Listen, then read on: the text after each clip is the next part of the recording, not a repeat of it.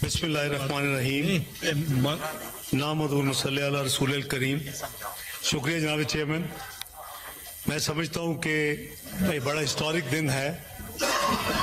कई महीनों की मेहनत के बाद, और उसमें मैं सबको क्रेडिट देता हूँ जिन्होंने इस काम में हिस्सा लिया। इसमें तमाम जमातें शामिल हैं।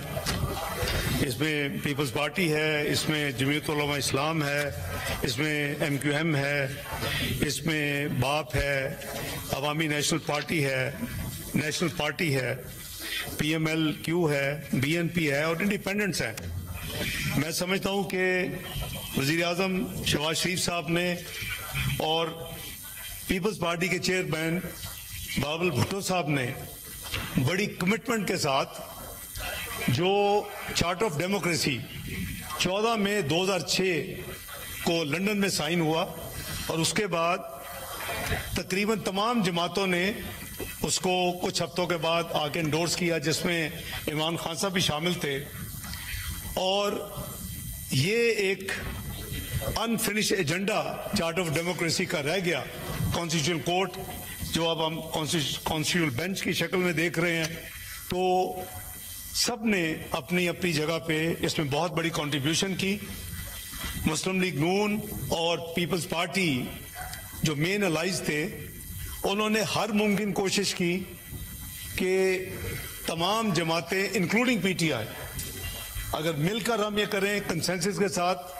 पहली मूव आपने देखी जनाब चेयरमैन कि नेशनल असेंबली से एक कमेटी बनवाई गई जिसमें उस वक्त की जो इश्यूज थी उसके साथ साथ कॉन्स्टिट्यूशनल रिफॉर्म्स का उसमें TOR में ऐड किया गया। उसकी कई मीटिंग्स हुई, करीबन 16 मीटिंग्स हुई, और उसमें आपको रिक्वेस्ट किया गया कि सेनेटर साहिबान को, वो पार्लियामेंट्री कमेटी नहीं थी, वो नेशनल असेंबली की स्पेशल कमेटी थी, लेकिन आपको रिक्वेस्ट करके स्पेशल इन्वाइटीज के तौर पे तमाम पार्लियामानी लीडर जो सेनेट में थे उनको शामिल करवाए गए। उसके बाद हमारी पूरी कोशिश थी जमीयत उलमा इस्लाम के साथ, और चूंकि वो इस वक्त अपोजिशन में बैठे थे इधर भी और नेशनल असेंबली में भी, तो हमने एक नहीं शायद दर्जनों राउंड्स उनके साथ लगाए। आपने देखा कि कई जो वर्किंग ड्राफ्ट, मैं कहूँगा, मैं उसको ड्राफ्ट अमेंडमेंट नहीं कहूँगा, वर्किंग ड्राफ्ट बने और कई मीडिया के रिकॉर्ड पे हैं, और वो उसमें कुछ छुपाने की जरूरत नहीं थी। लेकिन इवेंचुअली चंद दिन पहले जो फाइनल जो ड्राफ्ट था वो कमेटी में पेश हुआ, जिसमें फिर तमाम जमातों के नुमाइंदगान शामिल थे। और मैं ये क्लैरिफाई करना चाहूंगा कि PTI के जनाब अहमद डोगर साहब भी उस दिन शामिल थे, और क्लॉज बाय क्लॉज जनाब लॉ मिनिस्टर साहब ने उसमें हर चीज को एक्सप्लेन किया। और उसके बाद कमेटी ने यूनैनिमसली, अब उनके अली जफर साहब उनके खिलाफ कोई एक्शन ना ले, पर यूनैनिमसली वो वहां बिल पास हुआ। अहमद डोगर साहब मौजूद थे, कोई बात नहीं, लेकिन उसके बाद ये इंतकामी नहीं है। अच्छा, ये मुझे पता है, मैं इसलिए इनको कह रहा हूं, मुझे पता है मेरी बात मान लेंगे। तो मैं अर्ज कर रहा हूं कि उसके बाद भी हमने कमेटी की कंसेंसस के बावजूद हम आ सकते थे यहाँ, और ये नंबर्स की बात नहीं है। कोशिश ये थी कि तमाम जमातें ऑन बोर्ड हों। आपने देखा कि मैंने करीबन दर्जन जमातें आपको गिनवाई हैं, मतलब बारिंग PTI, बाकी तमाम जमातें अल्हम्दुलिल्लाह इसमें हिस्सा। उनका अपना एक असूली एक जो भी स्टैंड है, वो जाहिर है कि जमहूरियत में ये उसका हुस्न है कि किसी को आप बुलडोज या जबरदस्ती नहीं कर सकते। लेकिन हमने ये हमने को 3 दिन पहले का हमारा प्लान था कि हम इसको लाएं, और आप मेंबर्स के सब्र और तहम्मुल का मैं दिल की गहराइयों से शुक्रिया अदा करता हूँ, क्योंकि तमाम मेंबरान एक राउंड आज से कुछ हफ्ते पहले हुआ, उस वक्त भी यही था कि कंसेंसस से किया जाए, कोशिश की गई, लेकिन चूंकि मजीद टाइम मांगा गया, खासकर जनाब हजरत अपना मौलाना हमारे जो हैं जमीयत उलमा इस्लाम के फजलुर रहमान साहब, उनकी ख्वाहिश थी कि वो उन्होंने पूरी कोशिश की। और मैं समझता हूँ कि बड़ी खुशाइंद बात थी कि कल हम फिर फाइनल आ रहे थे, लेकिन उन्होंने कहा कि मुझे पीटीआई को दोबारा मिलने दें। मैं उस तफसील में नहीं जाऊंगा कि वो जो कोई डिमांड थी कि मीटिंग अरेंज कराएं, हमने सब कुछ किया और इसी नीयत से किया कि शायद कि वो भी आ जाए, लेकिन उनकी अपनी जाहिर है कि आईनी और उनका अपना कानूनी उनके तमाम फ़राइज़ भी हैं और उनके प्रोगेटिव्स भी हैं, उनकी जिम्मेदारियां भी हैं, उनका प्रोगेटिव है जो फैसला करें। लेकिन कल जो हजरत फजलुर रहमान साहब ने मौलाना ने प्रेस में कहा कि कोई ऐसी शिक या कोई ऐसा पॉइंट नहीं है जिस पे कोई, कल शाम को जब उन्होंने प्रेस कॉन्फ्रेंस की, साथ बिलावल भुट्टो साहब थे और उन्होंने कहा कि कोई ऐसी बात नहीं जिस पे हमारा इत्तफाक नहीं है। तो ये मुसवदा जो है वो कम से कम इन तमाम जमातों के अलावा जमीयत इस्लाम भी उसमें शामिल थी कल रात, और इसीलिए आज हमने फिर ये प्रोसेस किया। मैं समझता हूँ कि इस हाउस ने, जहाँ तक मुझे याद है, कि कोई आईनी तरमीम यहाँ से पहले ट्रिगर नहीं हुई। ये शायद ये पहली आईनी तरमीम है जो इस हाउस से ट्रिगर होके इस हाउस ने उसको पास किया है। तो मैं दिल की गहराइयों से तमाम मेंबरान को, अपने साथियों को मुबारकबाद पेश करता हूँ। अल्लाह ताला के फजलो करम से इसका जो सेकंड पार्ट है, जाहिर है कि ये पहली दफा होगी कि एक कॉन्स्टिट्यूशनल, जहां तक मेरी याददाश्त है, कॉन्स्टिट्यूशनल अमेंडमेंट बिल जो यहाँ पास हुआ आप ट्रांसमिट करेंगे नेशनल असेंबली में, और इंशाअल्लाह नेशनल असेंबली में पास होगा और फिर ये आइन का हिस्सा बन जाएगा जब सदर मोहतरम उसको असेंट देंगे। लेकिन जो बात कुछ एक दो साथियों ने की, ये कोई पर्सनल किसी का जाती एजेंडा नहीं है, ये गलत फहमियों पे और मफरूजों पे उसकी बुनियाद थी।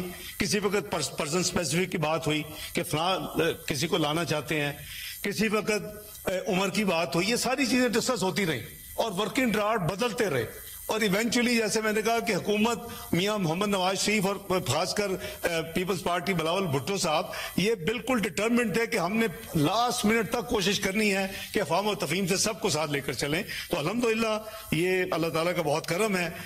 इसके साथ आप देखें कि अल्लाह ताला करेंगे जो इंटेंशन है कि ना सिर्फ वो 18 साल पुरानी एक अनफिनिश एजेंडा आज मुकम्मल हो रहा है, फेडरल गवर्नमेंट में भी आपको कॉन्स्टिट्यूशनल अपना फेडरल सिस्टम में आपको कॉन्स्टिट्यूशन बेंच आप बना रहे हैं, और इसके साथ साथ आपने सूबों को भी वो यानी उनके लिए भी आइन में लिख दिया है, उनको आईनी एक आपने अवेलेबल कर दिया है। लेकिन क्या करना है, अपनी जब वो तैयारी होगी, जब वो कर सकेंगे तो उनका काम है एक रेजोल्यूशन सिंपल पास करनी उनकी असेंबली, ताकि वो भी असेंबली को ऑन बोर्ड करें।